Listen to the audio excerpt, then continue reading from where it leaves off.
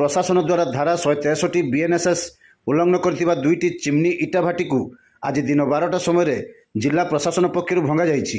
रेमुणा तहसिल अधीन बेगुनिया छक Haripur gold BRICS एवं सदर तहसिल अधीन मौजा कालीपुर नगरम आरआई सर्कल स्टील ब्रिक्स को भंगा जाइछि।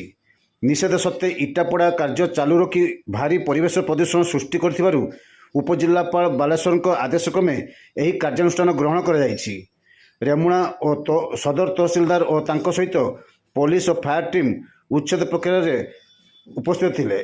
यह सहित 1 लाख पक्का और कच्चा इटा को नष्ट कर एवं गोटे चिमनी को संपूर्ण भांगी दि जाइछि। एपरि उल्लंघन उपरे आगामी दिन में कड़ा कार्यानुष्ठान जारी रही बोली प्रशासन सचेतन करिछि। नमस्ते, वीडियो बना दो इसका।